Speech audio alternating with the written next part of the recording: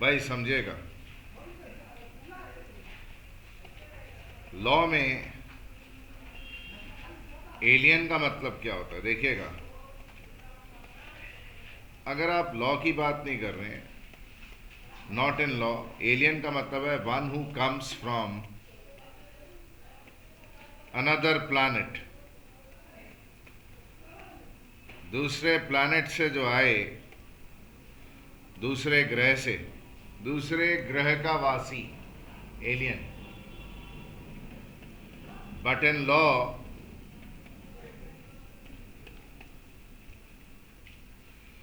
में एलियन मतलब citizen of other country.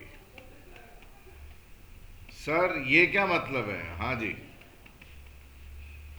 हर एक वर्ड का हर एक सब्जेक्ट में अलग पर्सपेक्टिव होता है, देखने का नजरिया होता है। एलियन जब हम लॉ में यूज करेंगे, उसका मतलब दूसरे कंट्री का बंदा, सिटीजन। तो एलियन दो तरह के होते हैं, जो एलियन होते हैं वो दो तरह के होते हैं। Alien friend and alien enemy. Alien friend whose country is not at war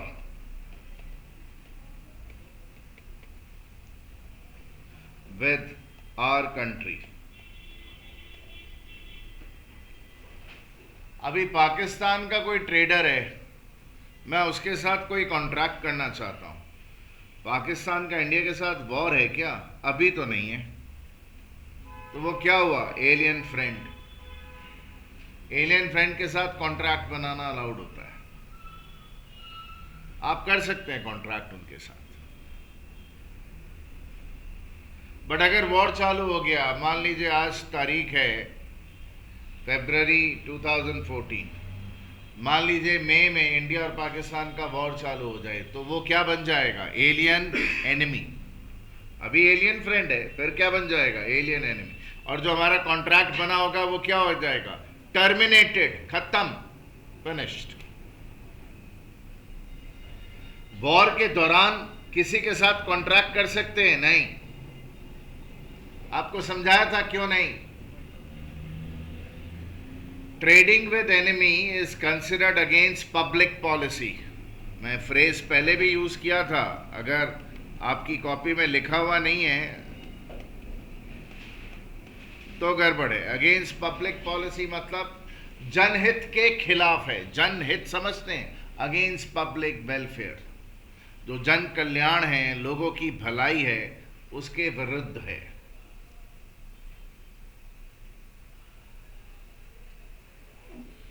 sir क्यों? आपको बताया था कि हम मान लीजिए वॉर के दौरान भी उनको राइस या वीट सप्लाई करते जाते हैं।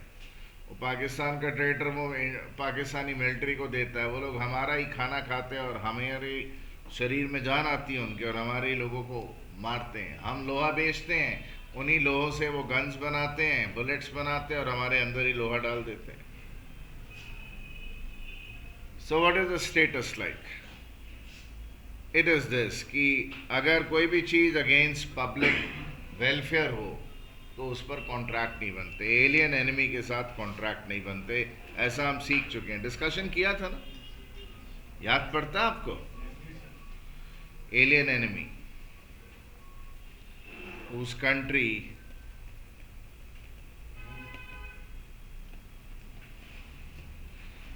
is at war with our country। भाई साहब टाइमिंग तो सेम ही था। आप भाई उससे बंद करिए, पाइप कनेक्टेड नहीं है, पाइप कनेक्टेड नहीं है।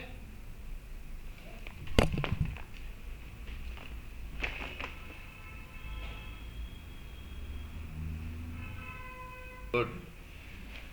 Alien enemy is one whose country is at war with our country। क्या खास बात है? One can make contracts with them, contracts बना सकते हैं। One cannot make contracts with them, नहीं बनते. Even the existing contracts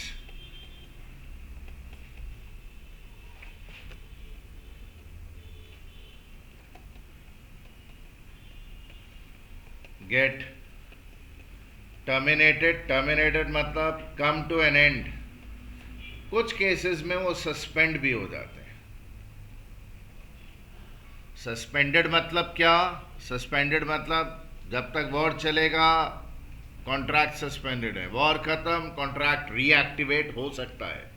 तो सर वो कहाँ पर टर्मिनेट होता है और कहाँ पर सस्पेंड होता है, उस एरिया में अपने को अभी नहीं जाना है. बट एलियन का मतलब जो दूसरी कंट्री का सिटीजन है लॉ में. क्लियर हुआ जी मीनिंग? ओके, आगे बात कर रहे हैं.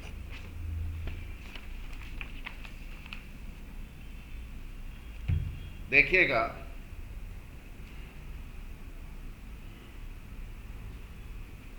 टर्म है अनक्वालिफाइड.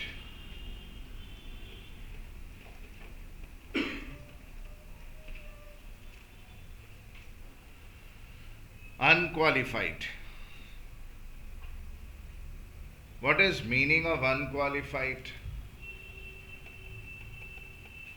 With no qualification.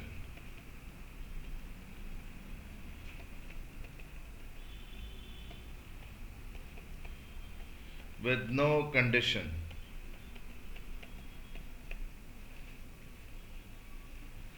भाई जरा देखिएगा, unqualified is a good word in law, audit, etc. भाई प्लीज समझिएगा. देखिए लोगों को क्या प्रॉब्लम क्या होता है, प्लीज समझिए. Disqualified is something which is not allowed. बोला आपको डिस्क्वालीफाई किया जाता है, आपने चीटिंग की है, आप एथलीट हैं, आपने भाई उधर गलत मेडिसिन यूज की अपनी मसल स्ट्रेंथ को एनहांस करने के लिए, इंक्रीज करने के लिए, आपको डिस्क्वालीफाई किया जाता है. Disqualified is a bad word. भाई thrown out because of rule breaking or not satisfying condition.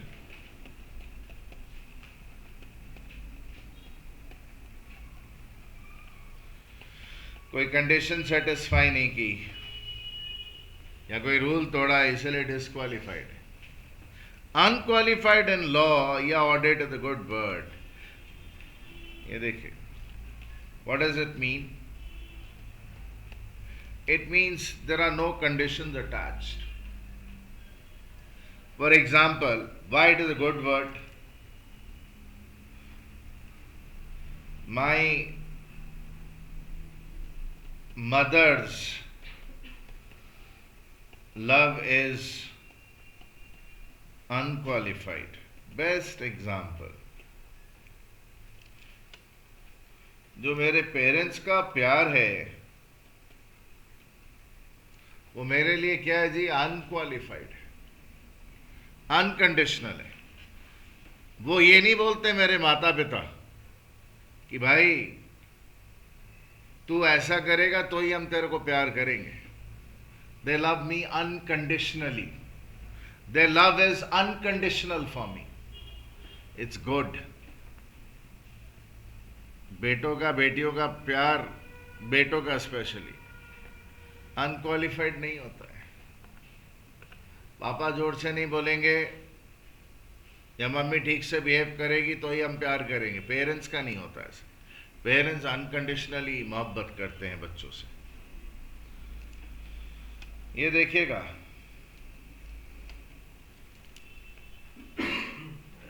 parental love is unqualified. That is without any conditions. Example दे रहा हूं, sentence बना रहा हूं.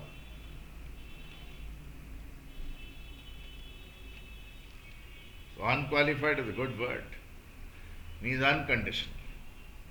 Clear है ना? So कभी भी लॉ में unqualified word आएगा तो आपको याद रखना है, इट मीन्स अनकंडीशनल. सर एक एग्जाम्पल देंगे, चैप्टर आएगा जी एक ऑफर एक्सेप्टेंस. मैंने ना आपको एक ऑफर दिया, हम लोग करेंगे, वहां पे करेंगे. सर अभी बता रहे, अभी क्यों बता रहे? बताऊंगा, बिकॉज मैं तो पूरे लॉ की वोकैबुलरी बिल्ड करना चाहता हूं बिफोर आई डू एनीथिंग. तो मैंने आपको एक ऑफर दिया, बोला ये गुड्स है मेरे, 25 लाख रुपए में बेचूंगा और 10 दिन के अंदर डिलीवरी कर दूंगा. एक्सेप्ट करता है क्या? अगर आप हां बोलो, अपनी कोई कंडीशन अटैच नहीं करो, कंडीशन नहीं जोड़ो, अनकंडीशनल, तो बोलेंगे आपकी एक्सेप्टेंस अनक्वालिफाइड एक्सेप्टेंस है.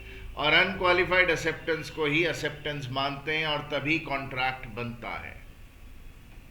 अगर आप अपनी कोई कंडीशन दे दो, साथ में अटैच कर दो कंडीशन, जैसे मैंने क्या बोला, ये गुड्स हैं, 25 लाख रुपए लूंगा और 10 दिन के अंदर डिलीवरी दूंगा. बोल एक्सेप्ट करता है कि नहीं? आपने बोला एक्सेप्ट करता हूं बट मेरी एक कंडीशन है, तो आपने अपनी कंडीशन बताई. ये एक्सेप्टेंस है? नहीं. ये कैसी एक्सेप्टेंस है? क्वालिफाइड एक्सेप्टेंस है, कंडीशनल एक्सेप्टेंस है. इससे कॉन्ट्रैक्ट नहीं बना. आपके ऐसा बोलने के बावजूद कि मैं एक्सेप्ट करता हूं बट मेरी एक कंडीशन है, कोई कॉन्ट्रैक्ट नहीं बनता. मामला अभी भी बातचीत लेवल पर ही है. कॉन्ट्रैक्ट बनानी, लीगल रिलेशनशिप बनानी. कब बनेगा लीगल रिलेशनशिप? जब जो मैं ऑफर की टर्म्स में बोलूं, आप पूरी की पूरी वैसे की वैसे एक्सेप्ट कर ले, अनकंडीशनली, अनक्वालिफाइड वे में. जैसे for example, unqualified acceptance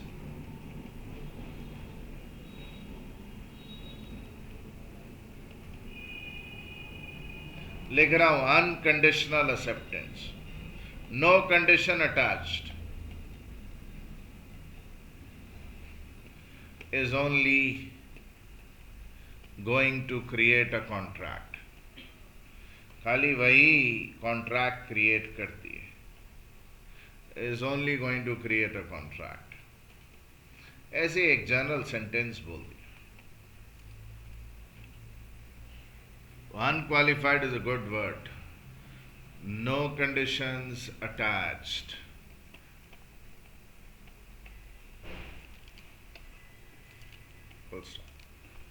clear? आगे चलते हैं.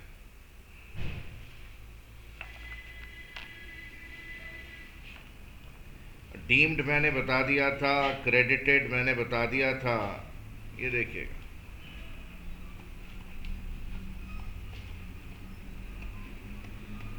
Foreign sovereigns and accredited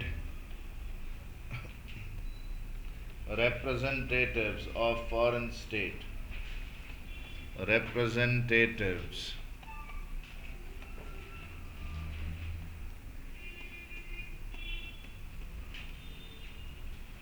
of a foreign state. जरा समझिएगा. Recognized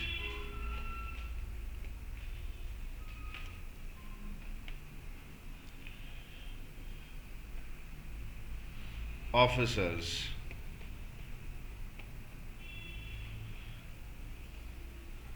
comma ambassadors, राजदूत,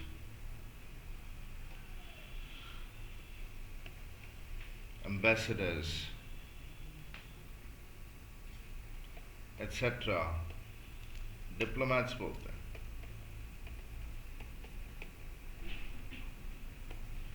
Working for a foreign government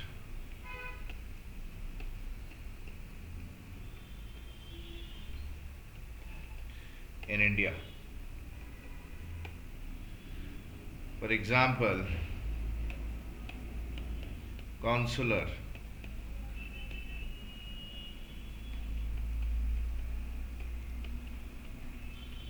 high commissioners,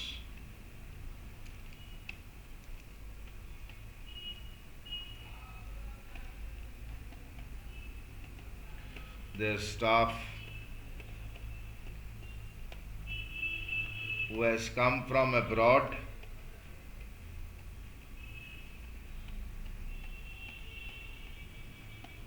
and stationed in India. Please समझिए,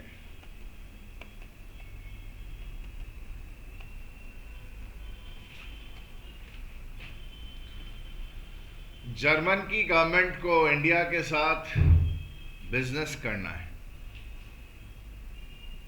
उन्होंने 15 लोगों को चुना, जर्मन की गवर्नमेंट ने।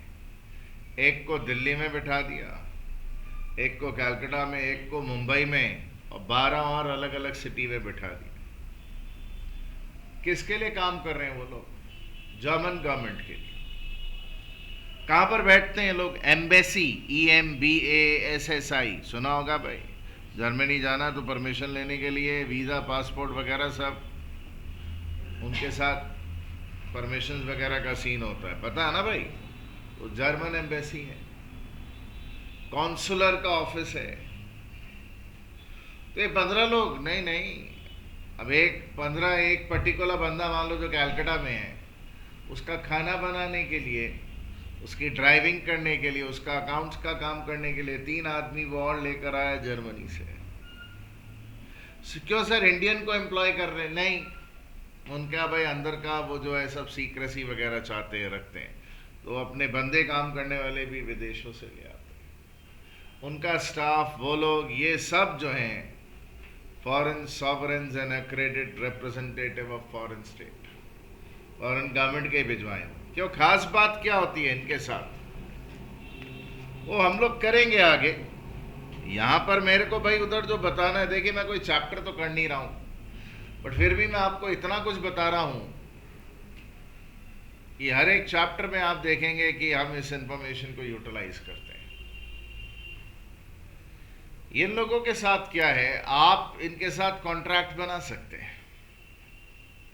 You can make contract with them. इनको कुछ प्रॉब्लम होगा तो ये आप पर केस ठोक देंगे, they would sue you, but आप इन पर केस नहीं ठोक सकेंगे। आपको इन पर अगर केस फाइल करना है, मान लो इन्होंने कोई चीटिंग की या कोई तकलीफ दिया आपको, और आपको इनको कोर्ट में भाई उधर केस फाइल करना है, नहीं भाई, सेंट्रल गवर्नमेंट से परमिशन लेकर आना पड़ेगा। इन पर केस फाइल करना अलाउड नहीं है आपको। तो कॉन्ट्रैक्ट तो बनता है, हाँ, contract is made with them. मैं आपके लिए लिख रहा हूं, one can make contracts with them.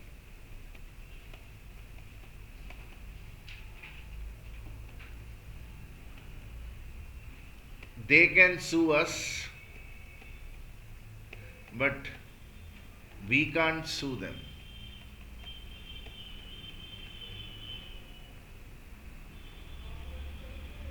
Easily. तो सर वो क्या रूल्स हैं? वो सेंट्रल गवर्नमेंट से परमिशन लेनी पड़ती है, और भी कुछ बातें हैं जो हम आगे चैप्टर में देखेंगे, अभी डिस्कस नहीं करेंगे। वो कॉन्ट्रैक्ट बन सकता है, वो हम पर केस फाइल कर सकते हैं, हम नहीं कर सकते। बस इतना बताना भाई उधर जरूरी समझता हूं। Okay, I hope everyone understands insolvent.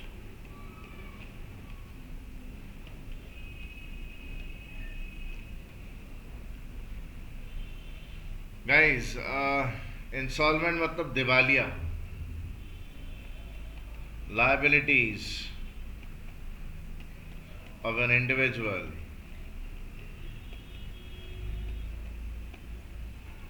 are greater than assets, than his assets। क्या बोलते हैं जी? बैंकरप्ट। आपको कुछ बताना चाहता हूं इंसॉल्वेंसी के बारे में।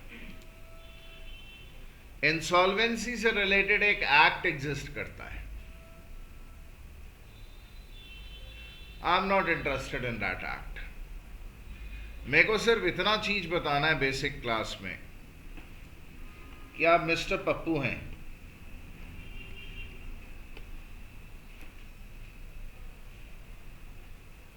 आप एक फर्म में पार्टनर हैं.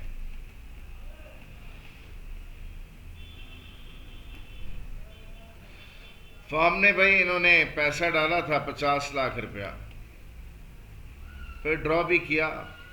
करते करते आज इनका फर्म में 21 लाख रुपया जमा है. इनकी कैपिटल 21 लाख रुपए की है, 21 लाख.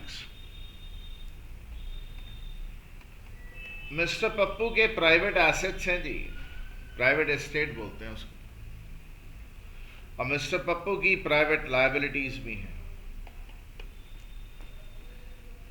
मान लीजिए इनकी प्राइवेट लायबिलिटी 100 लाख रुपीस की, 1 करोड़. इनकी प्राइवेट एस्टेट में खाली भाई उधर 15 लाख रुपए. जरा इनकी हालत देखिए क्या है.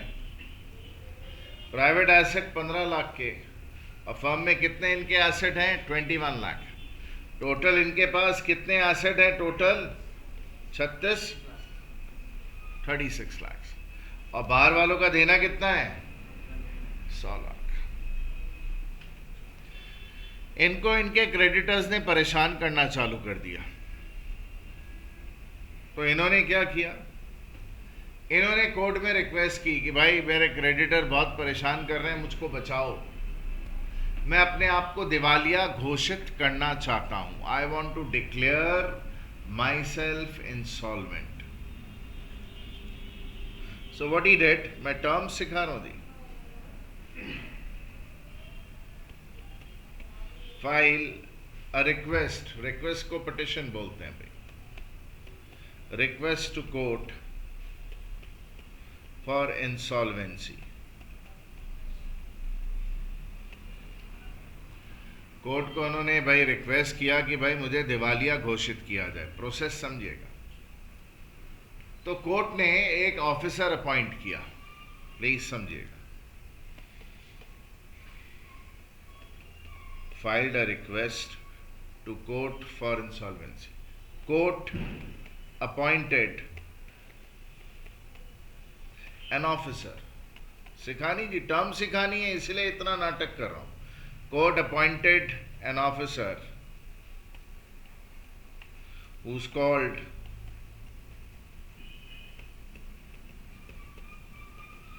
official receiver,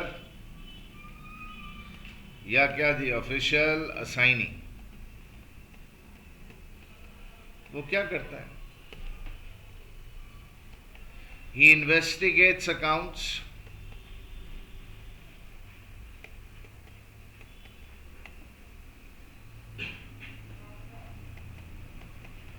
takes some charge,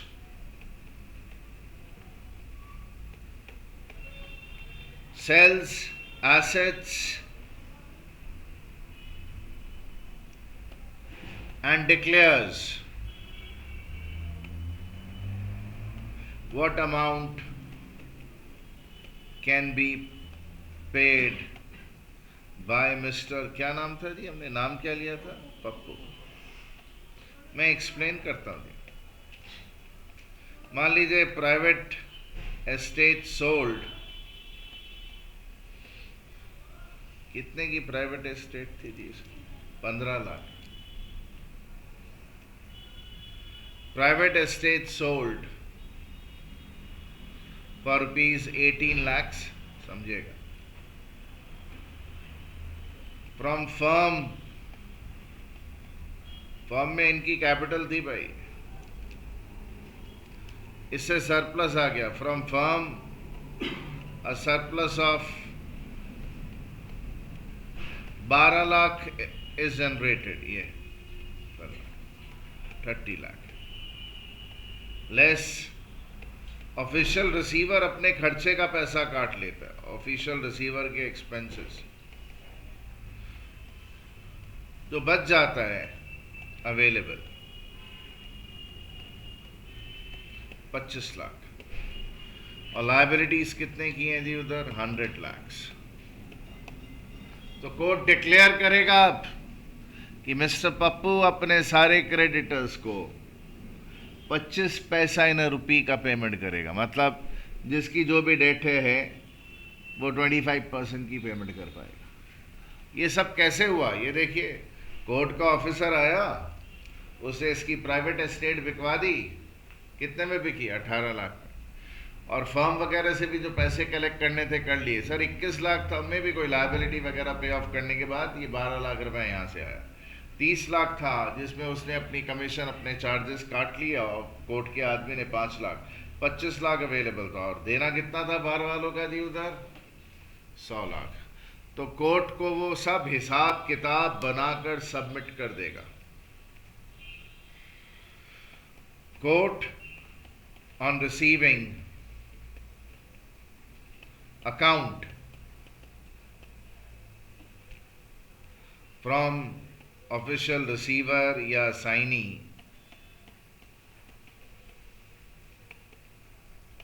would, ये देखिए टर्म सीख रहा हूं, एडजज मिस्टर पप्पू एज इंसॉल्वेंट। एडजज मतलब जब जज कोई फैसला सुनाता है तो बोलते हैं एडजज किया गया है। Mister Pappu as insolvent who would pay only 25% in full settlement to his creditors। अपने क्रेडिटर्स को खाली 25% देगा फुल सेटलमेंट में। ये फैसला कोर्ट जिस दिन, जिस तारीख को लिख देगा कि हम डिक्लेयर करते हैं जी, हमने ऑफिशियल रिसीवर असाइनी से रिपोर्ट ली है, अकाउंट्स लिए हैं, और अब भाई उधर इसके पास देने के लिए खाली 25% है, तो फिर कोई क्रेडिटर उसको 25% से ज़्यादा के लिए परेशान नहीं करेगा। तेरा 3 लाख रुपया भाई, तेरे को 75,000 कोर्ट दिलवा देगा। तेरा लाख रुपया है, तेरे को 25,000 कोर्ट दिलवा देगा, लाइक दैट। तो क्या क्या टर्म सीखा जी? इंसॉल्वेंट मतलब दिवालिया और बैंकरप्ट। टर्म क्या सीखा? ये भाई कि कोर्ट जो ऑफिसर अपॉइंट करता है, जो इंसॉल्वेंट आदमी की रिक्वेस्ट पर जाकर इन्वेस्टिगेशन करता है और हिसाब किताब बनाकर कोर्ट को सबमिट करता है कि आदमी की पोजीशन क्या है। और खाली हिसाब किताब नहीं बनाता है, वो उसके एसेट भी बिकवाता है, उसकी लायबिलिटी की भी पेमेंट करने में मदद करता है, और उसके लिए चार्ज करता है वो ऑफिसर। और जब कोर्ट फैसला सुना देता है कि हाँ भाई एडजज, तो एडजज का मतलब by judged oblique declared by court, that is meaning of adjust। Term सीख गए? हाँ जी, लॉ फंडामेंटल्स चल रहे हैं। आगे बात करता हूं।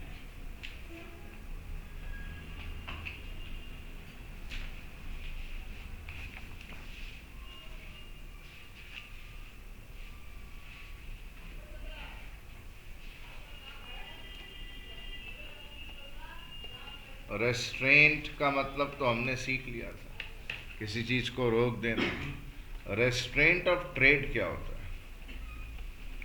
पुट रिस्ट्रिक्शन, बांध देना on someone to do trade.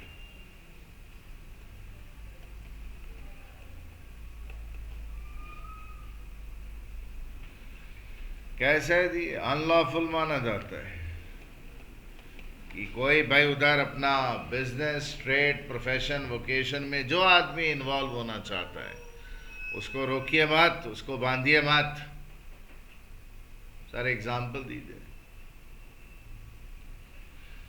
ये ना एक पार्ट बनाते हैं, मोटर पार्ट। मैं मारुति वाला हूं, मैं अगर इनके साथ कॉन्ट्रैक्ट करता हूं कि भाई तेरी फैक्ट्री में जितना माल प्रोड्यूस होगा सारा मुझको बेच सकता और किसी को नहीं बेच सकता, कोई प्रॉब्लम है? कोई प्रॉब्लम नहीं है। मैं इसको बोल रहा हूं तू चिंता मत कर, जितना माल प्रोड्यूस करेगा सारा मैं खरीदूंगा, दिस इज ओके।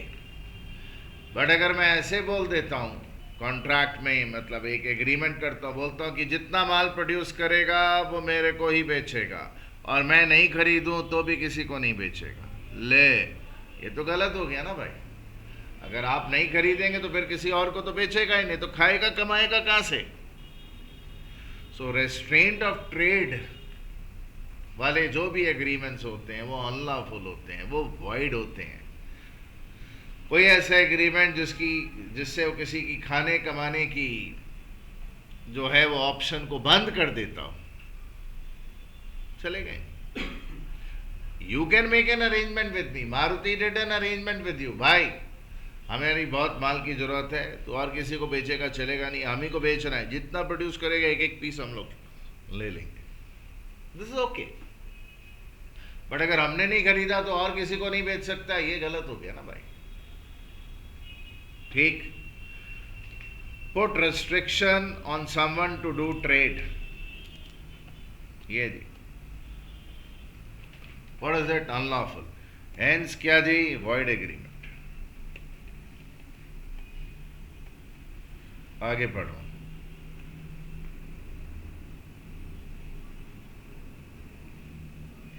डिफेमेटरी तो हमने भाई कर लिया, इजंट इट? भाई साहब आप बोलिए, LIBEL, लिबेल का मतलब क्या होता है?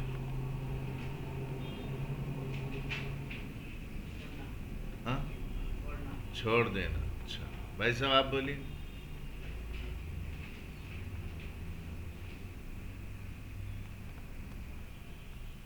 आप बोले भाई साहब, आप LIBEL, अब तो बोला पढ़कर आए, आप बोले भाई साहब।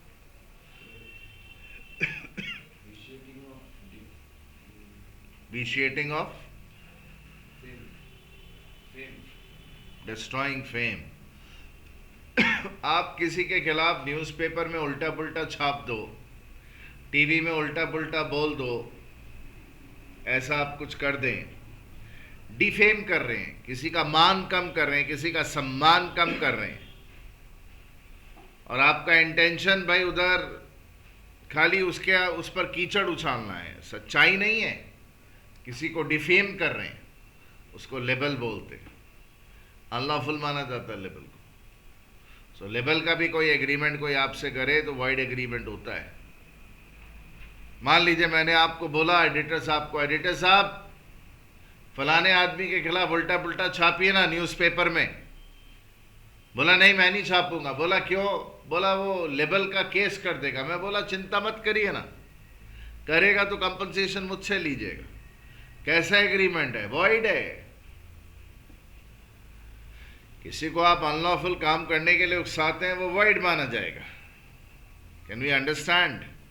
हाँ जी, ओके, आगे बात कर रहा हूं जी।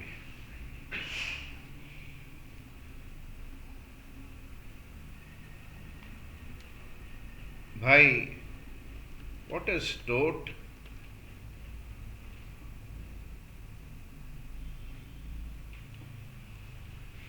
Tort means a civil wrong. Example,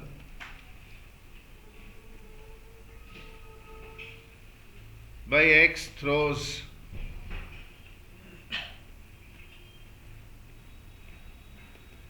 paint on Y's window. Y की विंडो पर पेंट फेंक दिया। क्या हुआ? आप सामने वाले की प्रॉपर्टी डिस्ट्रॉय कर रहे हो, डैमेज कर रहे हो। सर उसमें डिस्ट्रॉय डैमेज क्या हुआ? पेंट है, साफ कर ले। नहीं भाई, नहीं होता साफ। भाई जरा देखिएगा, बबलू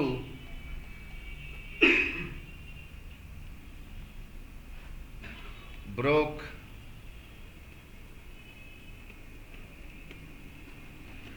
पप्पूज विंडो। सर आज खिड़की के पीछे पड़ गए। हाँ, while playing cricket. शॉट मारा और सामने पड़ोसी की खिड़की का कांच तोड़ दिया। सामने की प्रॉपर्टी को नुकसान पहुंचा रहे हैं। हाँ जी, क्या हुआ? टोट, सिविल रॉन्ग। इनफैक्ट ये खाली टोट नहीं है, ये तो भाई सामने वाले की प्रॉपर्टी आप नुकसान कभी पहुंचाए तो हो सकता है कोई क्रिमिनल लॉ भी अट्रैक्ट हो जाए, इंडियन पिनल कोड भी अट्रैक्ट हो जाए। मैं रास्ते में जा रहा था, किसी से मेरा झगड़ा हो गया, मैंने उसको घूंसा दिखा दिया, मारा नहीं, सिर्फ घूंसा दिखाया, बोला फोड़ दूंगा, वो डर गया।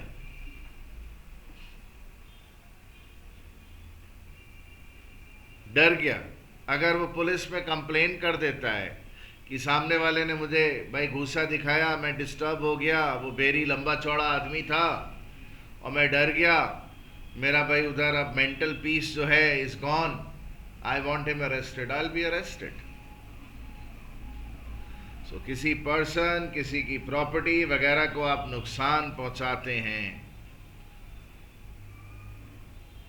तो भाई उधर क्रिमिनल लॉ तो अट्रैक्ट हो ही सकता है। अगर क्रिमिनल लॉ अट्रैक्ट नहीं भी होगा तो सिविल लॉज में भाई वो रॉन्गफुल एक्ट मान लिया जाएगा। तो आप किसी को धमका भी दें तो भी you can be arrested for that. Are you aware of this? मारना तो डेफिनेटली भाई उधर we use a term call battery for it, BATTERY। I won't delve into भाई उधर मार दिया तो क्या और अगर खाली घूसा दिखा दिया तो क्या, आई वोंट डेल्व इनटू दैट। मैं तो आपको टोट के सिंपल से एग्जांपल दे रहा हूं कि भाई उधर मैंने अपने घर का कूड़ा बगल वाले के घर में डाल दिया, it's a civil wrong, it's a टोट। तो टोट्स जो होते हैं वो इवन कई इतने सीवियर होते हैं कि क्रिमिनल लॉ भी अट्रैक्ट हो जाते हैं। मैं खाली टर्म सिखा रहा हूं। आगे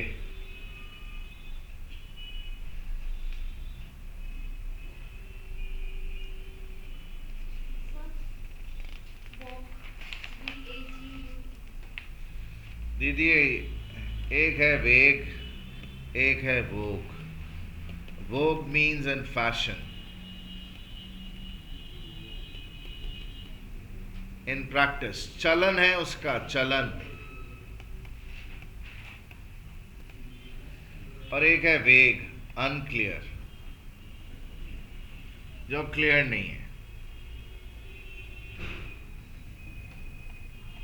Very common words. I'm not here to teach you English, but we'll be using in law. Ambiguous, doubtful. वेग है, क्लियर नहीं है। एम्बिगुअस है, डाउटफुल है, क्लियर नहीं है। Unambiguous logically is undoubtful, clear. Common words. आगे चल रहा हूं जी। हाँ,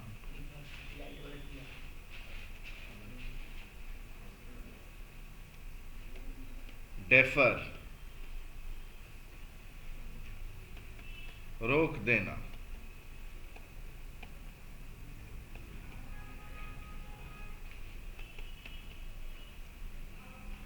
टू डू समथिंग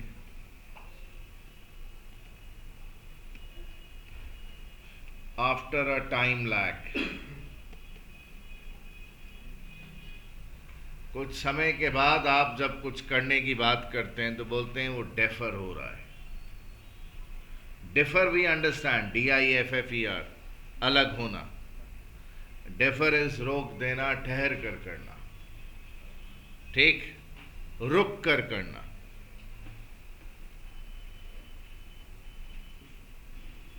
आप हमेशा मेरे कोई भी टर्म लिखने के पहले कुछ भी पूछ सकते हैं, भले वो लीगल टर्म हो ना हो, आप मुझसे पूछ सकते हैं, I will tell you the meaning. Trade of,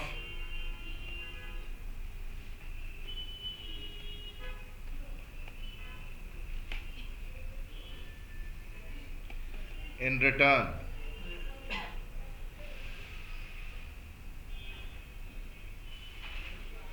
भाई जरा ख्याल करिएगा, कुछ पाने के लिए कुछ खोना पड़ता है, तो आपने क्या पाया और बदले में क्या दिया, उसको ट्रेड ऑफ बोलते हैं। इन रिटर्न आपने अपना मुझे समय दिया, मैंने आपको सब्जेक्ट का बेस दे दिया। So what is a trade off? Trade off is you gave away your time. That's your trade off.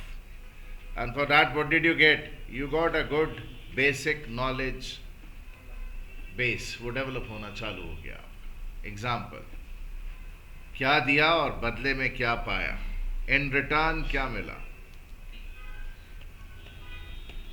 क्या दिया क्या पाया। सर कंसिडरेशन, हाँ आप बोल सकते हैं। कोई एक बच्चा और भी कुछ बोल रहा था। हाँ, डी नहीं है दीदी, टी है, टैसिट। टैसिट मतलब होता है which is not express.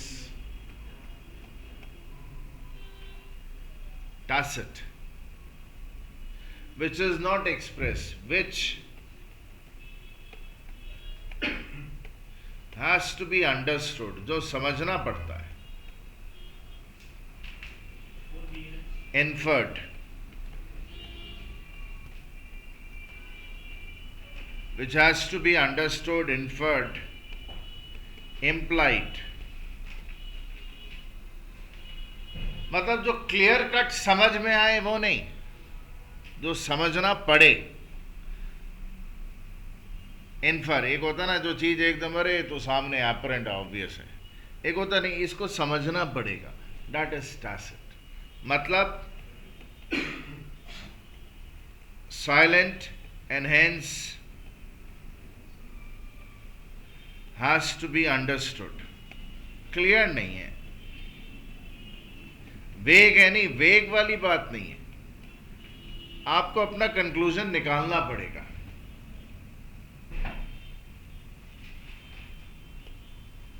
Spell करिए दी, spelling.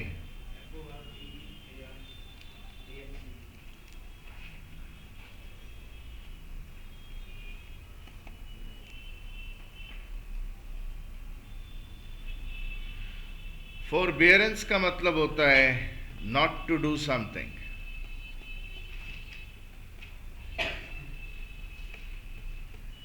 Avoid doing something.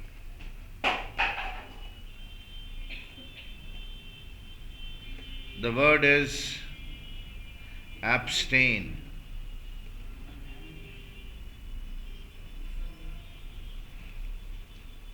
Please समझिएगा। आपको एक इंटरेस्टिंग चीज समझ में आनी चाहिए। कॉन्ट्रैक्ट्स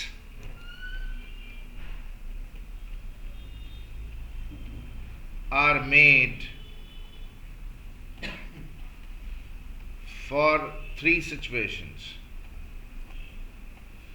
acts, forbearance,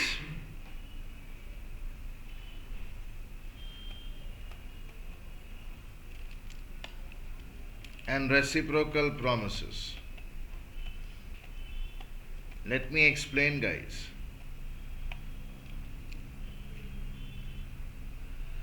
मैंने आपको प्रॉमिस किया मैं ऐसा करूंगा, बदले में आप मुझे क्या दोगे? मैं कुछ करूंगा। एक्ट्स मतलब टू डू समथिंग। मैंने आपको एक ऑफर दिया कि भाई मैं ऐसा नहीं करूंगा, उसके बदले में मुझे क्या मिलेगा? सर एग्जाम्पल देंगे? हाँ हाँ बिल्कुल, फॉरबियरेंस का एग्जाम्पल के बिना तो हम चैप्टर्स में आगे बढ़ ही नहीं सकते। क्या एग्जाम्पल? मैंने आपको अप्रोच किया, आप मेरे कंपटीटर हो, बोला क्या यार तू और मैं आपस में कंपटीशन कर करके अपने खर्चे बढ़ा रहे हैं, तो एक काम कर, मैं फलाने एरिया में माल नहीं बेचूंगा, तू बेचियो, एक्सक्लूसिवली तू ही बेचियो, मैं दूसरे एरिया में बेच लूंगा। मैं इस एरिया में माल नहीं बेचूं तो तू मुझे कितने रुपए देगा? मतलब मैंने आपको क्या ऑफर किया कि मैं ऐसा नहीं करूं तो तू उसके बदले में मुझको क्या देगा?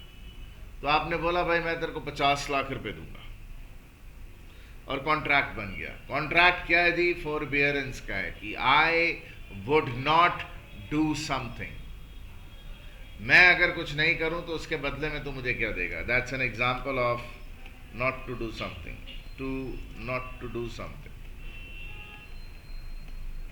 और कॉन्ट्रैक्ट्स रेसिप्रोकल प्रोमिसेस होते हैं, आप मुझे कुछ प्रॉमिस कर दें, मैं आपको कुछ प्रॉमिस कर दूं, तो उनमें ट्रस्ट पर भी बनते हैं।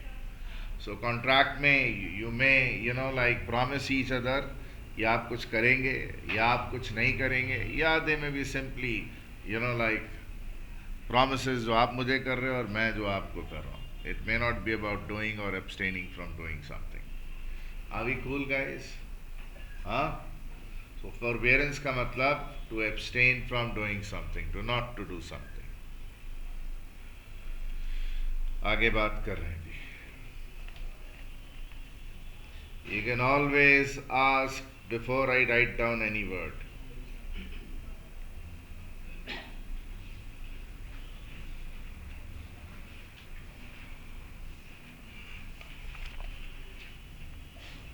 Okay.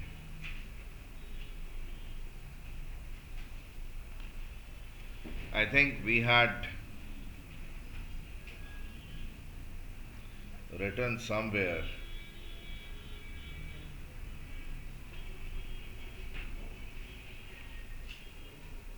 I don't know what is your English level, but if it's bad then you would be even needing some simple English word. Forbidden means not allowed. Prohibited जिसको हम बोलते हैं, मनाही है,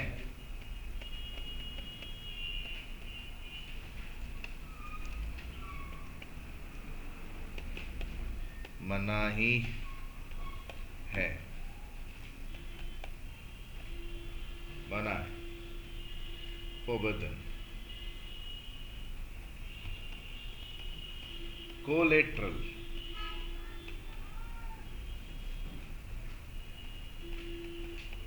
attached to something,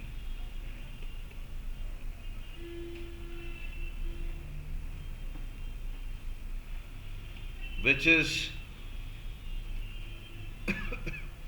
not the main part but only secondary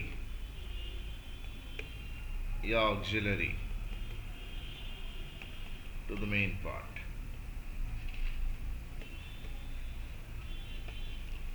So collateral word जब law में use होता है तो generally, not necessarily, generally it would mean कि वो जो अटैच्ड पार्ट है, जैसे मैंने आपके साथ कुछ गुड्स खरीदने का एक कॉन्ट्रैक्ट किया, गुड्स 1 करोड़ रुपए के गुड्स हैं जी, भाई साहब हैं तो हमारे साथ, 1 करोड़ के गुड्स हैं, और 1 करोड़ के गुड्स की पेमेंट करने के लिए मेरे पास पैसे नहीं, तो मैं एक बैंक को अप्रोच किया, बोला भाई मुझे जरा 40 लाख रुपए शॉर्ट पड़ रहे हैं, आप लोन दे देंगे? तो मेरी मेन ट्रांजैक्शन क्या है? वो जो गुड्स की बाइंग एंड सेलिंग मैं आपके साथ कर रहा हूँ 1 करोड़ की, और वो ट्रांजैक्शन करने के लिए मुझे एक बैंक के साथ जो डील करनी पड़ रही है वो क्या है जी? कोलेट्रल है, attach to the main transaction. Is it fine? So collateral होता है attach to the main part, one which is secondary auxiliary collateral. भाई साहब समझ रहे हैं? हाँ, आप कहीं से लोन ले रहे हैं, बैंक वाले ने बोला क्या सिक्योरिटी है जी, बोला जी ये लैंड है मेरी, ये सिक्योरिटी है। बैंक ने बोला और कोलेट्रल सिक्योरिटी क्या है, साथ में और क्या, कोलेट्रल। तो कोलेट्रल का मतलब attach to the main part, not main, secondary part. आगे बढ़ रहा हूं। बार्ड का मतलब आपको बता दिया था, BARRED। बार्ड मतलब stop, barred from doing anything. Very interesting thing.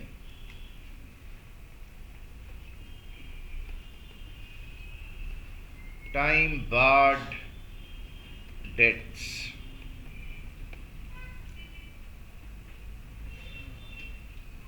बताइए भाई साहब, आप बताइए, लिमिटेशन एक्ट के बारे में कुछ बताइए।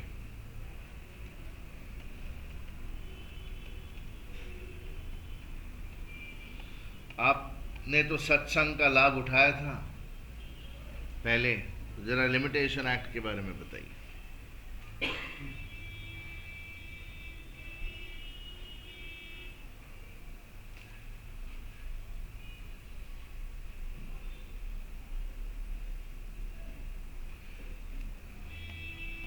Prescribes the time limit within which a suit must be filed for enforcement of a right.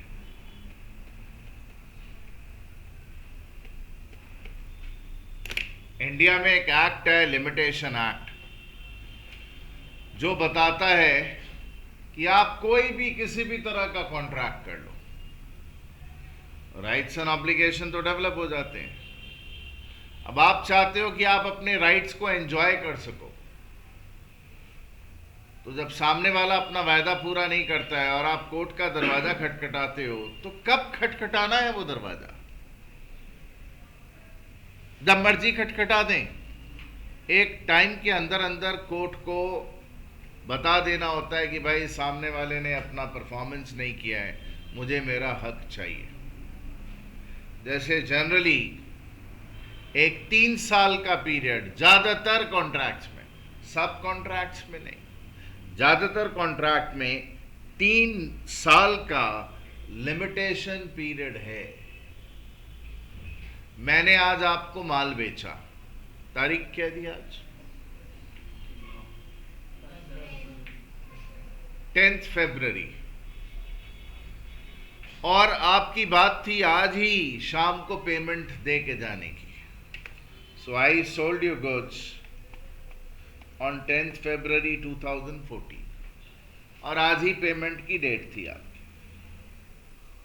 आपने पेमेंट नहीं की, जरा ध्यान दीजिएगा। आपकी पेमेंट 10 फरवरी 17 तक नहीं आई, 3 साल बीत गए जी, 14 to 15, 15 to 16, 16 to 17। मैंने आपको माल बेचा था, मैं कई बार आपके पास गया, मैंने पैसे मांगे, आपने नहीं दिए, तो भाई मुझे बहुत बुरा लगा। तो मैंने अब डिसाइड किया कि मैं 15 जनवरी 2018 में मैं कोर्ट के पास जाता हूं और जाकर बोलता हूं, कोर्ट देखिए ये बिल, ये एविडेंस, मेरे पैसे नहीं दिए। कोर्ट बोलता तू अभी तक सो रहा था। मैं बोला मतलब? बोला तेरा लिमिटेशन पीरियड के हिसाब से जो पीरियड होता है ना 3 साल का, वो खत्म हो गया। मैं बोला मतलब? बोला अब तू केस फाइल नहीं कर सकता। मैं बोला मैं पैसे रिकवर नहीं कर सकता। कोर्ट ने बोला निकल जाए ऐसे, हम तेरी कोई मदद नहीं कर। तो आप अपने अगर राइट्स को एंजॉय करना चाहते हो, एनफोर्स करना चाहते हो, तो आपको एक टाइम लिमिट प्रेस्क्राइब की जाती है।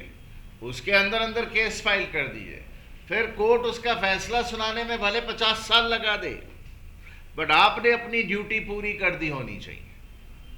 आपकी ड्यूटी क्या है? वो 3 साल के अंदर अंदर केस फाइल कर देना था।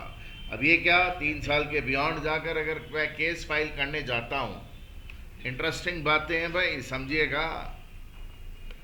और सामने वाले का वकील, आपका वकील, पहली हियरिंग में जज को बोल देता है, जज साहब ये देखिए बेरी माल बेचा था, ठीक है, बट ये सोया हुआ था क्या जज साहब? 3 साल का पीरियड हो गया है, केस इस ग्राउंड पे डिसमिस कर दीजिए कि ये जो डेट है is barred by limitation act, this debt is stopped by limitation act, it's not allowed by limitation act. बात चल रही थी आपके साथ। It prescribes the time limit within which a suit must be filed for enforcement of a right. तो मैं आपको technical बात बता रहा था, आगे बताऊंगा, बट अभी बता रहा था कि अगर मैंने पॉइंट आउट कर दिया तो भाई उधर केस ही डिसमिस हो जाएगा। The case would be quashed. जज बोलेगा चल निकल यहां से, वो ठीक बोल रहा है, तो अभी तक सो रहा था क्या? जज कभी खुद नहीं बोलेगा, सामने वाला जो चालू आदमी है वो बोल देगा, जज साहब 3 साल का पीरियड ओवर हो गया, अब छोड़िए ना। तो अब लीगल रास्ता बंद हो गया। हाँ, बट मान लीजिए, ख्याल करिएगा, मैं कोर्ट को ये बोलता हूं, जज साहब मुझे तो पता ही नहीं था कि ऐसे 3 साल का रूल होता है, तो जज बोलेगा इसमें हम लोग क्या करें? तेरे को अपना कंट्री का लॉ पता नहीं है, ये माफ करने लायक बात नहीं है।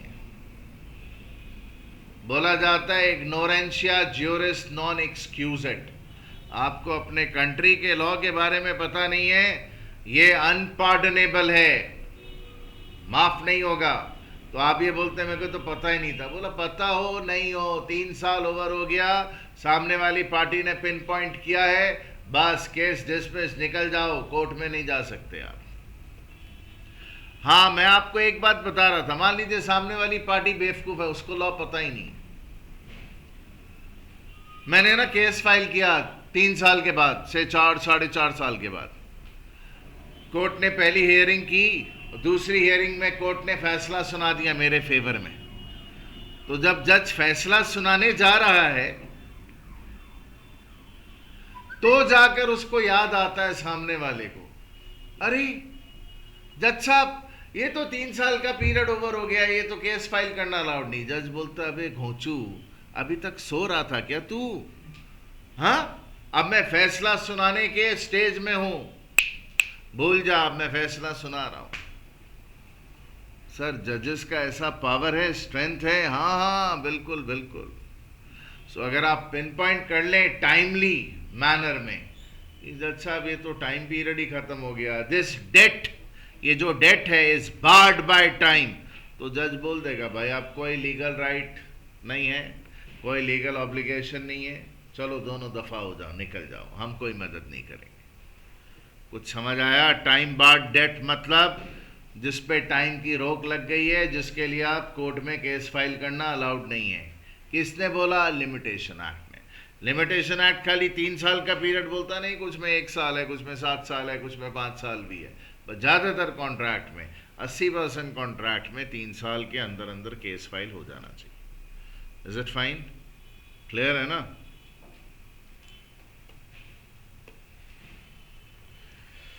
आगे बढ़ रहे हैं जी। टाइम बार डेट का कंसेप्ट हमने सीखा, जो कि बड़ा रिमार्केबल कंसेप्ट है।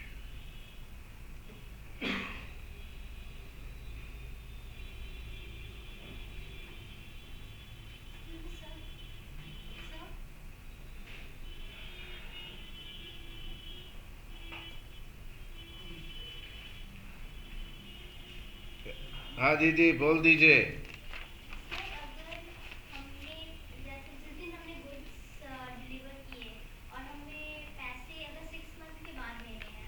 दीदी वो वो टेक्निकलिटी में अभी मत जाइए कि कॉन्ट्रैक्ट हुआ भाई उधर 15 जनवरी को, फिर डिलीवरी हो रही है भाई 15 फरवरी को, और पेमेंट डेट है भाई उधर 15 मार्च की, इस दिन होना है। तो किस दिन से वो 3 साल का पीरियड काउंट होना है, उसका दिमाग अभी मत लगाइए, स्टेज में आगे डिस्कस करेंगे। अभी सिर्फ इतना समझिए, वो टेक्निकलिटी मैं भी डिस्कस कर सकता हूँ अभी, बट अभी देखिए मैं वोकैबुलरी बिल्डअप कर रहा हूँ। मैं अभी इंटरेस्टेड नहीं हूँ उस डेप्थ में जाने के लिए, क्योंकि वो डेप्थ जब ज़रूरत होती है तभी हम टच करते हैं, उसके पहले करते नहीं बेसिक क्लासेस में। अभी आप सीखिए सिर्फ। Okay.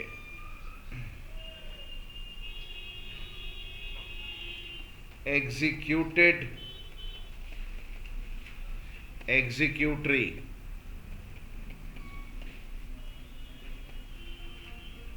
Performance done, that is obligations जो है पार्टी की, जो काम करना था,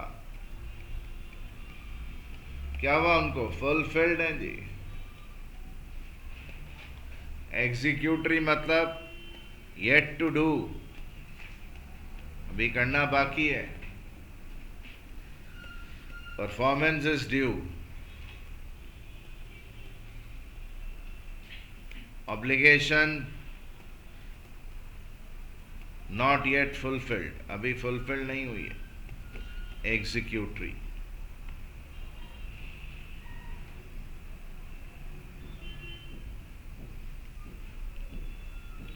यूनिलेटरल बता दिया था ना, बायलैटरल मतलब double sided, unilateral means single sided, बताया था ना।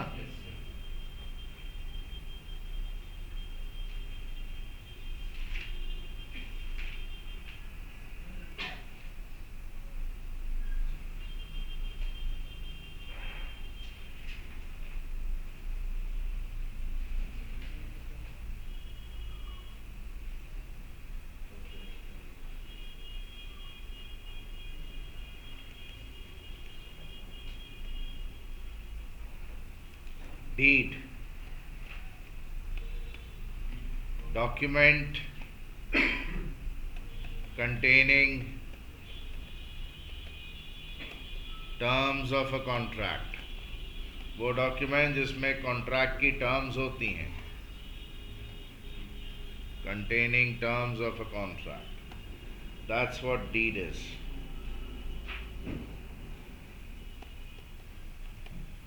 Signify, show, signifies, shows.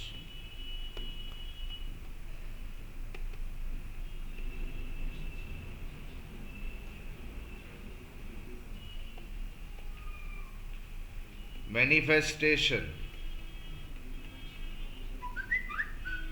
display, to show in an express manner, एकदम खुलासा दिखाना भाई।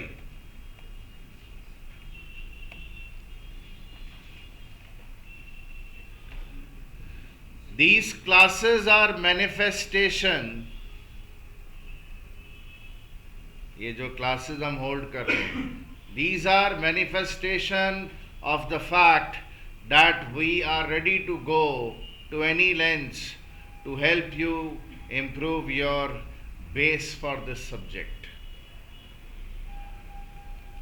क्लियरली शो करता है, डिस्प्ले करता है, एग्जिबिट करता है कि हम आपका बेस इस सब्जेक्ट में बहुत मजबूत रखने की इच्छा है हमारी। Okay.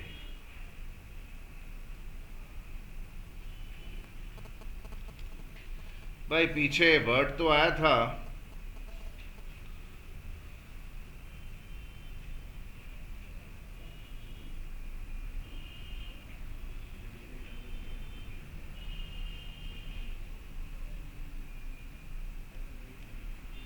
forbearance, the act of not doing something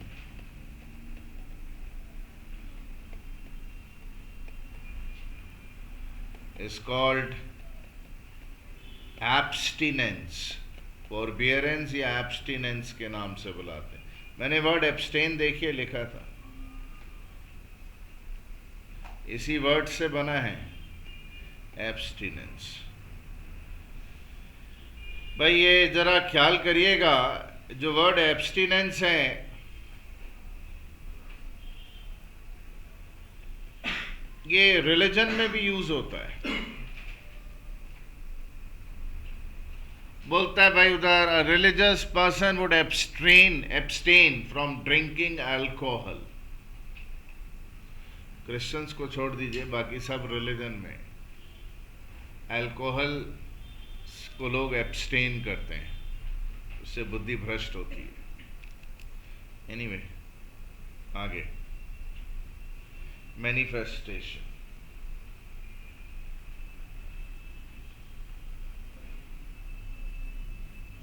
Oh yes, how can I miss that? One who gives offer,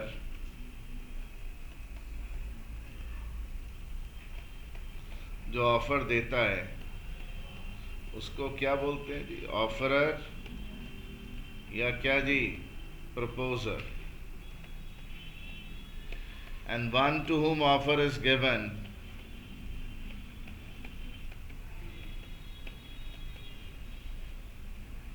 क्या जी? Offeree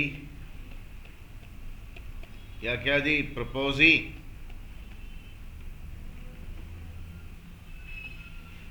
When an offer is accepted,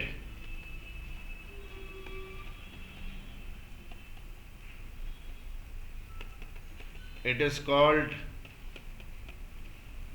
a promise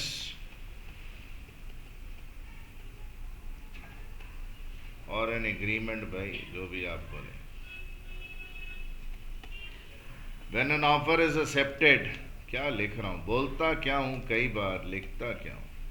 When an offer is accepted, it is called a promise or an agreement, and now the parties are called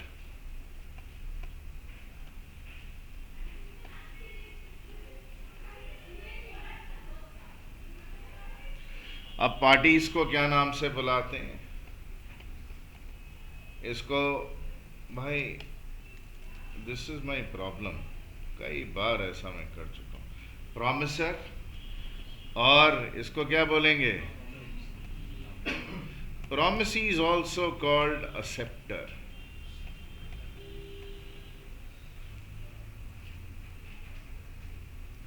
सो मैं चाहता हूं कि आप ये देखें कि वर्ड प्रॉमिसर और प्रॉमिसी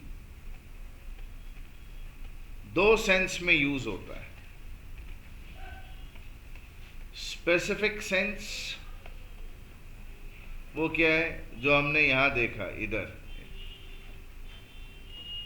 जिसने ऑफर दिया और जिसका ऑफर एक्सेप्ट हो गया वो प्रॉमिसर। जिसको ऑफर दिया गया और जिसने ऑफर एक्सेप्ट कर लिया वो क्या जी? ये स्पेसिफिक सेंस। पॉपुलर सेंस में प्रॉमिसर प्रॉमिसी हम पहले भी समझ चुके हैं। Promisor one who has promised something, जिसने कुछ भी प्रॉमिस किया है वो प्रॉमिसर। यही पॉपुलर सेंस हम लोग ज़्यादा यूज़ करते हैं। जो स्पेसिफिक सेंस है प्रॉमिसर प्रॉमिसी का, हम लोग कम यूज़ करते हैं। Promisor one who has promised something,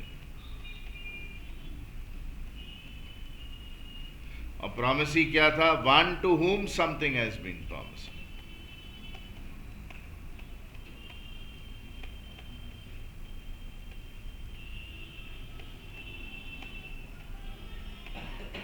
Something has been promised. Any problem? Is it fine?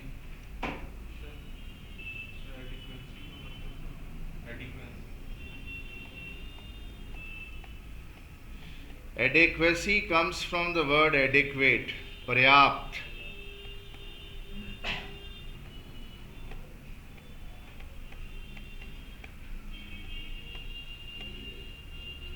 Sufficient, यही पूछ रहे हैं ना? हाँ,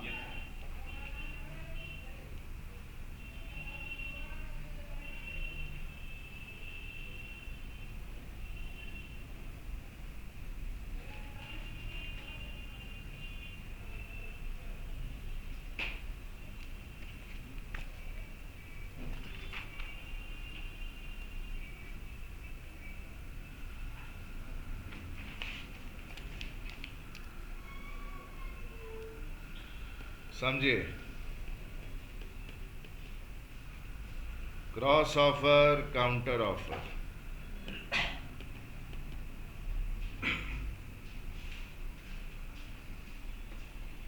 भाई जरा किस्सा समझ लीजिएगा।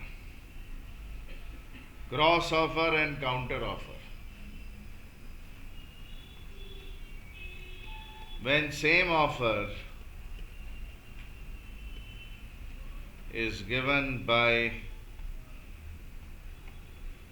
parties to each other,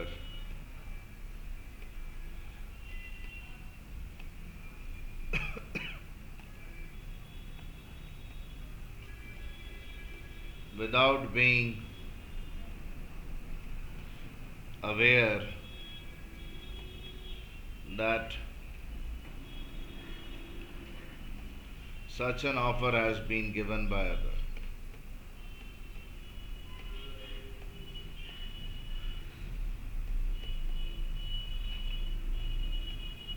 दादा समझिएगा, मैंने आपको एक चिट्ठी भिजवाई कि भाई दोस्त मोहन, आपका नाम मोहन है, दोस्त मोहन तूने मेरा नैनीताल वाला घर तो देखा ही है, मैं उसको तेरे को 5 करोड़ में बेचना चाहता हूं, खरीदेगा क्या? ये चिट्ठी मैंने आज 10 फरवरी को भिजवाई और आपने 8 फरवरी से वहां से एक चिट्ठी भिजवाई हुई है, उसमें लिखा है, अरे दोस्त बेरी, तेरा नैनीताल वाला घर मैं खरीदना चाहता हूं 5 करोड़ में, बेचेगा क्या? मतलब मैंने जो ऑफर दिया आपने भी वही दिया। क्या मुझे पता था आप ऐसा ऑफर दे रहे हो? नहीं नहीं। क्या आपको पता था मैं ऐसा ऑफर दे रहा हूं? नहीं, पता नहीं था। तो हम दोनों ने एक दूसरे को एक जैसा ऑफर दिया without being aware that such an offer is being given. ये क्रॉस ऑफर्स भाई, व्हेन, देखिए व्हेन लिखना, वन लिख रहा हूं, इसको बोलते हैं कि आदमी दिमाग कहाँ छोड़कर आया हुआ है। When same offer is given by parties to each other without being aware that such an offer has been given by others, तो इससे क्या होगा? मेरी ऑफर की चिट्ठी आपके पास पहुंचेगी और आपकी ऑफर की चिट्ठी मेरे पास पहुंचेगी, तो हम दोनों बड़े खुश हो गए कि हमारे विचार कितने मिलते हैं। बस खुशी है, कोई कॉन्ट्रैक्ट नहीं बना है, बिकॉज जो मैंने भेजा है वो भी ऑफर है और आपने जो भेजा वो भी ऑफर ही है। अभी तक एक्सेप्टेंस नहीं हुआ। हाँ, इन दो चिट्ठी के बाद अगर उसके बाद कोई चिट्ठी भेजी जाती है, यहाँ बोला जाता है, तो जाके कॉन्ट्रैक्ट बनता है। सो क्रॉस ऑफर से कोई कॉन्ट्रैक्ट नहीं बनते। No contracts are made in cross offer.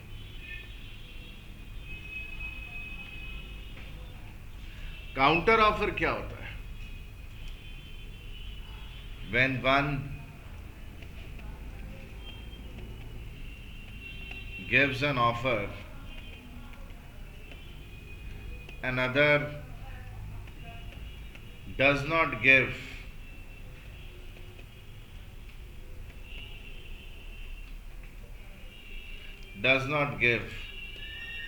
an unqualified acceptance.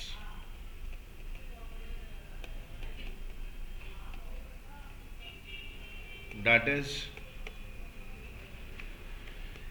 either puts his condition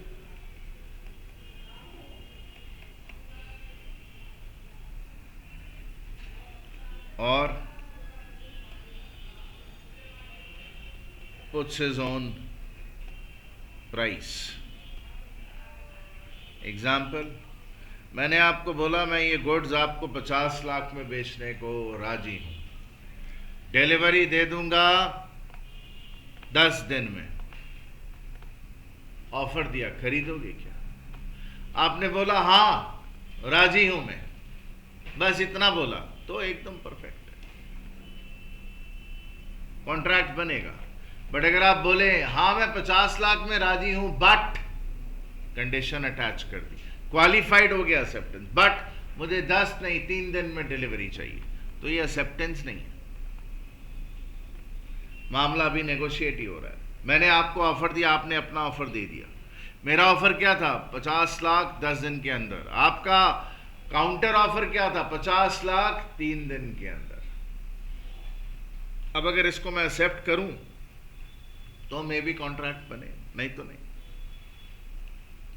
मैंने आपको बोला 50 लाख 10 दिन के अंदर, आपने बोला हाँ ठीक 10 दिन के अंदर, बट 50 नहीं 49,62,000 दूंगा। तो ये भी आपने काउंटर ऑफर दे दिया। तो काउंटर ऑफर दो तरीकों से देंगे, अगर ऑफर के प्राइस को बदल दें तो, या दूसरी उसकी कोई कंडीशन में इफ बट लगा दें तो काउंटर ऑफर हो जाता है। No contracts are made if counter offer. अगर काउंटर ऑफर देते हैं कोई कॉन्ट्रैक्ट्स नहीं बन रहे होते। Is it clear? अजय आगे चलो। सर ये चैप्टर कब कराएंगे? वो तो जब करेंगे तब करेंगे। आप ये समझिए पहले ये वोकैबुलरी बिल्ड हो जाए तो समझिए आपने गंगा स्नान कर लिया जी, सारे पाप धुल गए आपके। हाँ, नेगोशिएशन होने के बाद बन जाएगा कॉन्ट्रैक्ट, जब वो फाइनली सेटल हो गया कि ये टर्म्स हैं। तब तक तो मामला नेगोशिएट ही हो रहा है।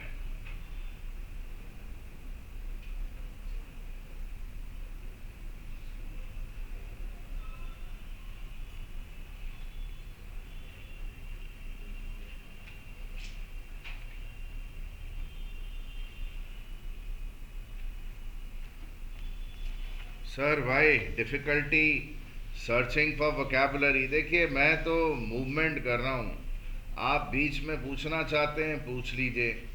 मैं तो देख रहा हूँ स्टूडेंट फ्रेंडली अप्रोच क्या है, आपको क्या क्या सिखाने की ज़रूरत है। Nepotism has nothing to do with law. आप अपना वर्ड एक लिख कर आए थे, 4 5 10 वर्ड लिखे थे, अब उसमें से आप पूछ रहे हैं। अच्छा, अभी पूरा 100 पेजेस तक हो गया। Nepotism is associated with you know a situation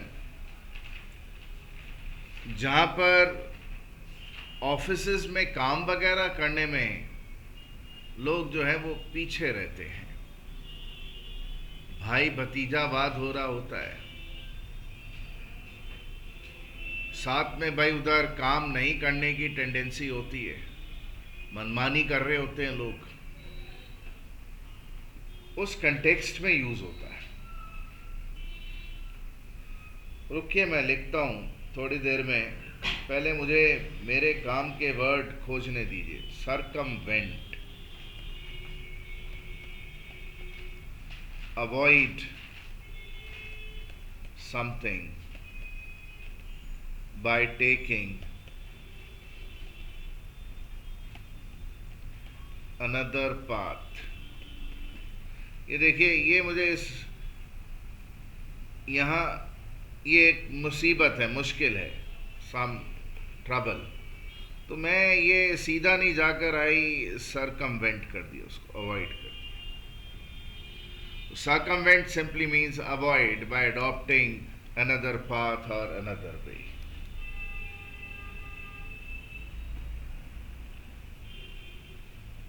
भाई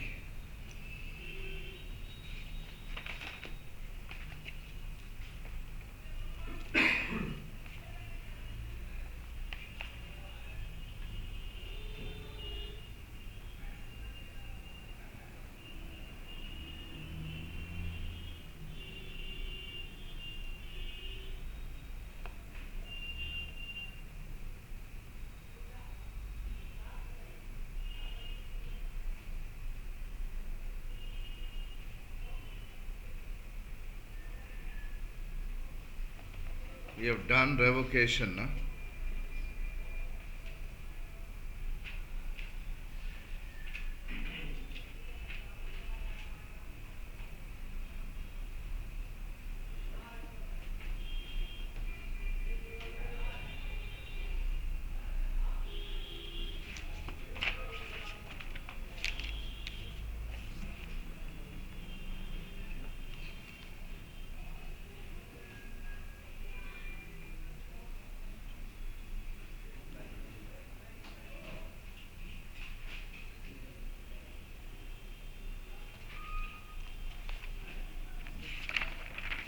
देखिए, आप लोग इतने ढीले लोग हैं, ये जो आपको अपॉर्चुनिटी मिल रहा है, आपको करना ये चाहिए था पूरे लॉ के मैड में रैपिडली मूव करके, जिन वर्ड्स के मीनिंग नहीं आते कम से कम उनको अंडरलाइन करके लाना चाहिए था।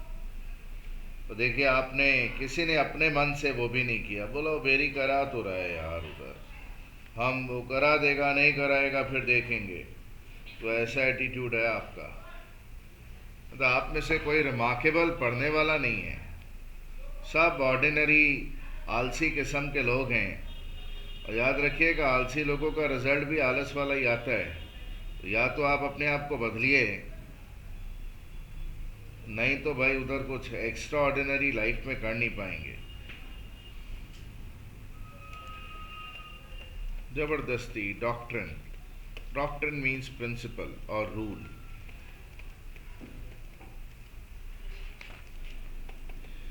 इंसिस्ट मतलब जोर देना।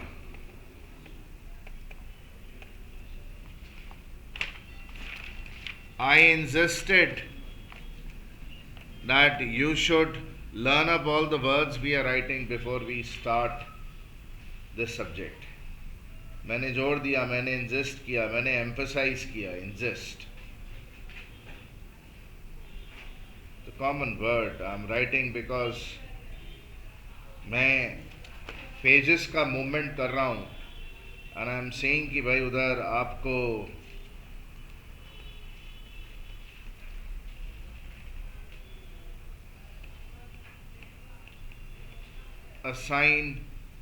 assigning of contract. Guys, what is a signing of contract? When rights or liabilities in a contract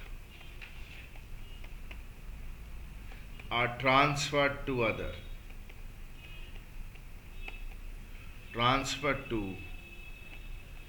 a person who's not a party to a contract.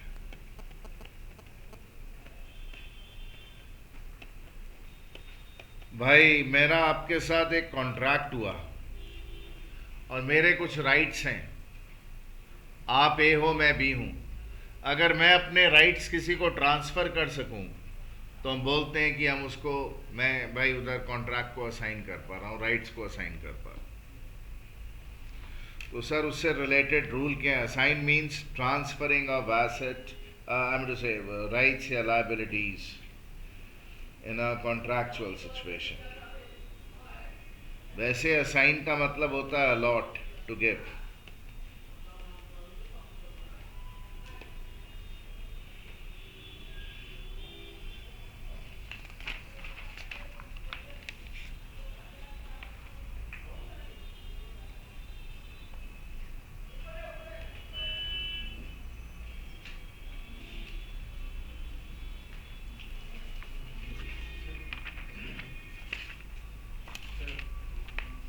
Ratify.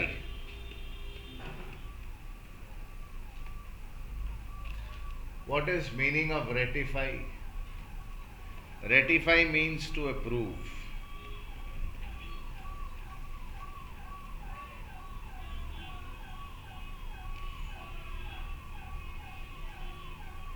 दो सिचुएशन होती है रेटिफिकेशन में।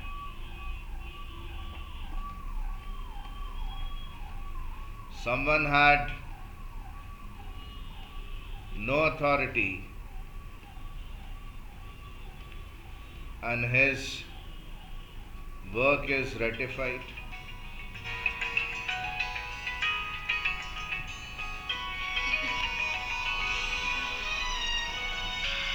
Ratify means to approve. Someone had no authority and his work is ratified. Someone had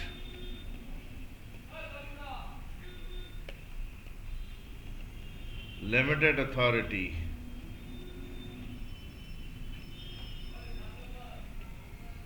and the work which was done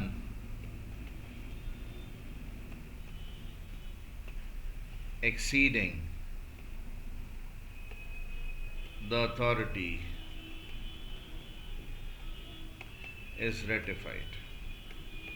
Let me explain. आप मेरे मालिक हो, मैं आपका डोमेस्टिक सर्वेंट हूं, रामू काका। भाई, आप अपना घर मेरे जिम्मे छोड़कर गए, बोलकर गए, रामू काका कोई आएगा, गेट खोलने की जरूरत नहीं है, जो डोर के पास टेलीविजन लगा उससे मना कर दीजिएगा, बोल दीजिएगा बाबू नहीं है, चले जाइए।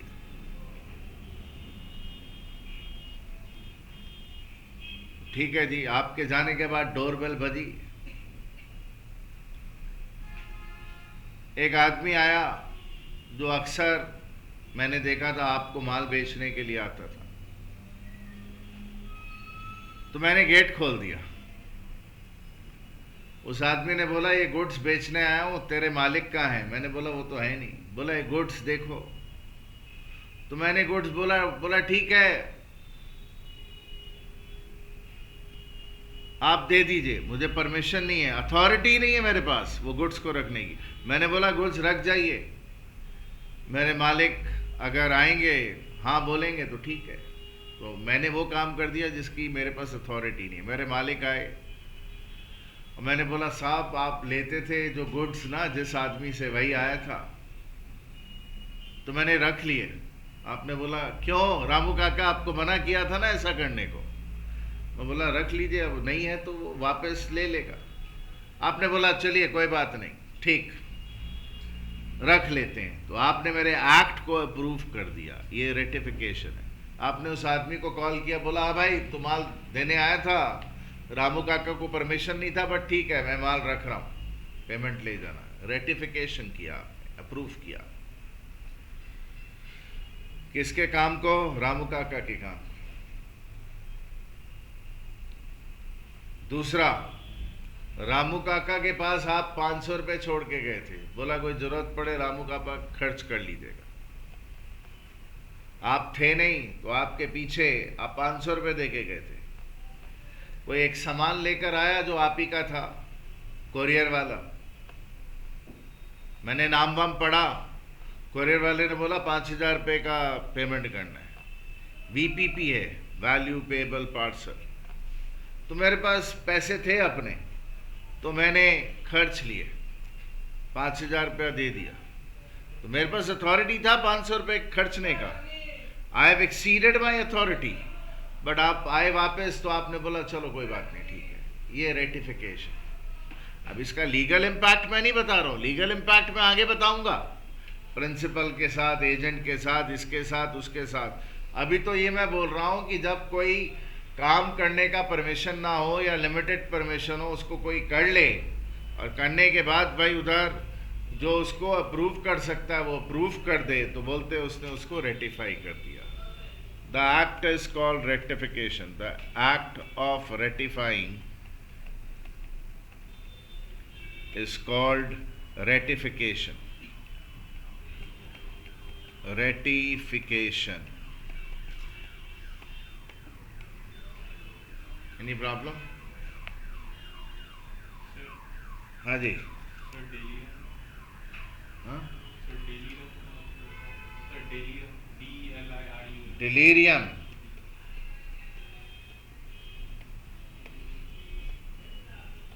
होश ना होना।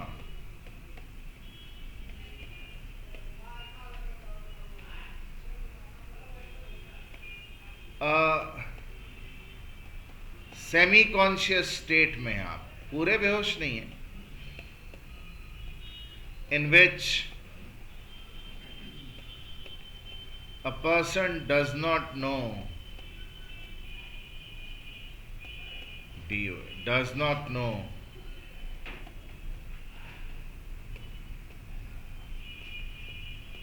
what he is speaking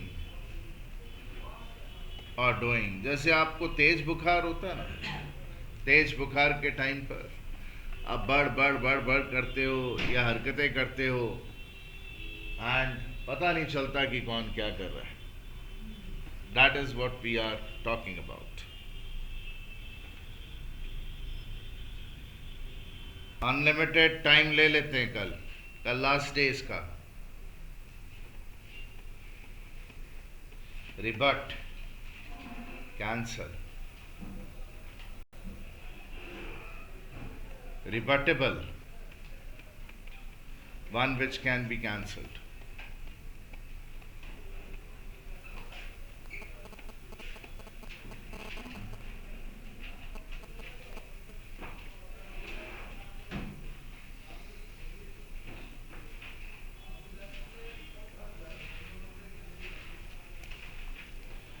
In toto,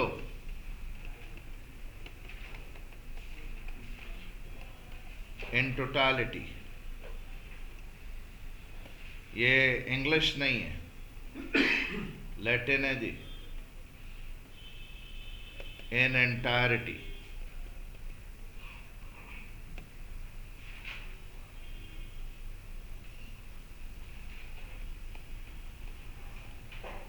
promissory note,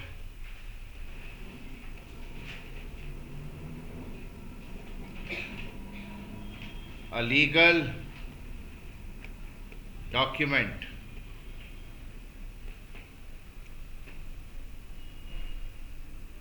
a legal document in which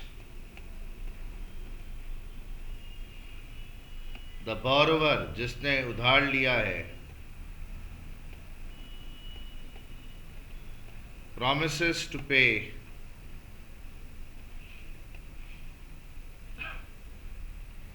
a sum on a given date.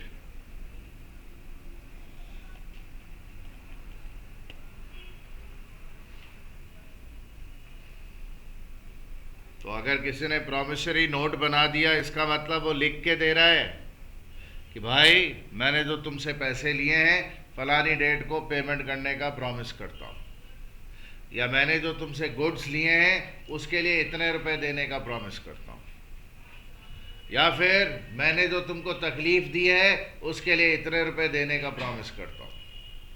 तो प्रॉमिसरी नोट कब बनेगा? जब या तो आपने लोन लिया हो, वो रिटर्न करने का प्रॉमिस है, गुड्स लिए हैं वो पैसे पे करने का प्रॉमिस है, और किसी से एडवांटेज या बेनिफिट लिया है उसको पे करने का प्रॉमिस है.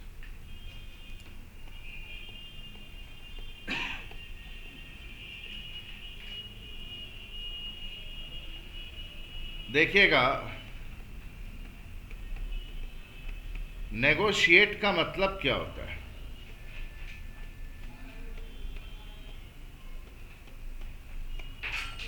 बातचीत करना.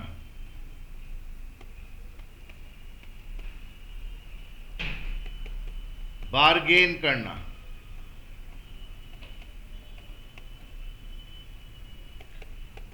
टर्म्स सेटल करना.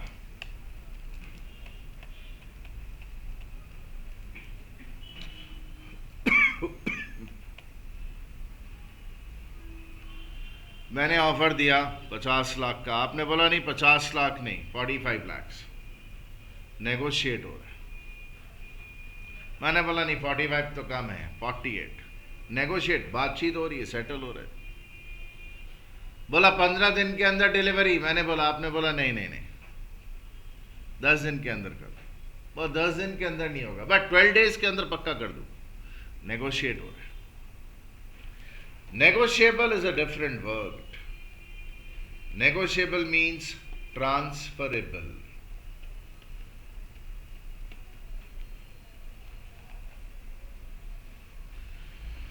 और negotiable से ही वर्ड बना है negotiable instruments.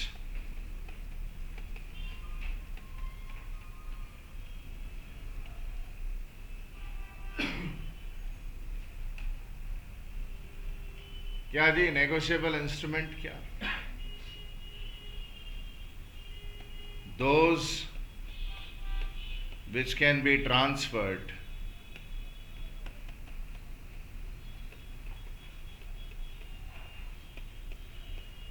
for a consideration.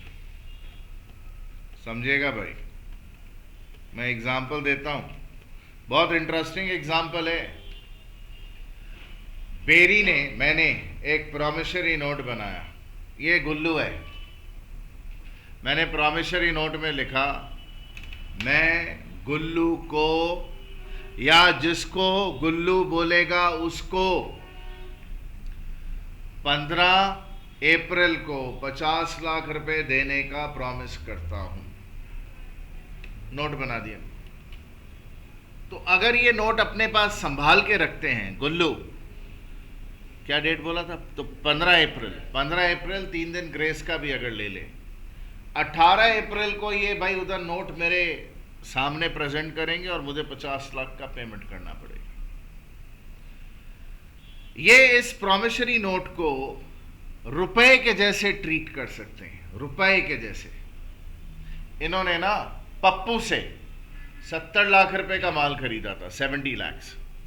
तो पप्पू ने पेमेंट मांगी, इन्होंने पप्पू को 20 लाख कैश दिया और 50 लाख का जो मेरा साइन किया हुआ प्रॉमिसरी नोट था वो पप्पू को पकड़ा दिया। बोला पप्पू पकड़ भाई, मेरी पेमेंट करेगा। तो अब अगर पप्पू मेरे पास आता है पेमेंट लेने 18 अप्रैल को, तो मैं 50 लाख इसको दे दूंगा। मान लो पप्पू नहीं आता है मेरे पास, पप्पू क्या करता है, तुरंत उसने एक पार्टी का 65 लाख देना था, उसको 15 लाख पप्पू कैश देता है और 50 लाख का मेरा वाला प्रॉमिसरी नोट दे देता है। तो क्या हो रहा है प्रॉमिसरी नोट के साथ, फ्रीली ट्रांसफरेबल। फ्रीली मतलब मुफ्त में नहीं हो रहा है, उसके बीच में भाई उसको कुछ मिला होगा सामने वाले से, तभी तो उसको ट्रांसफर कर रहा है for some consideration. But transfer करने में रिस्ट्रिक्शन नहीं है, जितनी मर्जी पार्टीज आगे ट्रांसफर कर दे, जो वो बिल लेकर आएगी, प्रॉमिसरी नोट लेकर आएगी, जो भी वो नेगोशिएबल इंस्ट्रूमेंट एक्ट का नाम है, मैं उसको 50 लाख की पेमेंट कर देने वाला हूं। तो नेगोशिएबल का मतलब जिसको ट्रांसफर किया जा सके for some valuable consideration without any restriction, ये होता है नेगोशिएबल का मतलब। कुछ समझे? हाँ जी, याद रखिएगा, ट्रेडर लोग जो होते हैं ना, वो धंधा सिर्फ रुपए से नहीं करते हैं, वो धंधा प्रॉमिसरी नोट से भी करते हैं। वो प्रॉमिसरी नोट को कैश के जैसे ट्रीट करते हैं, रुक्का बोलते हैं वो लोग उसको, रुक्का। हम रुक्का ट्रांसफर कर दिया, रुक्का ट्रांसफर कर दिया मतलब पेमेंट किससे लेना है, वो लीगल राइट उन्होंने किसी को असाइन कर दिया, ट्रांसफर कर दिया। तो negotiable means transferable. Is it fine? Okay.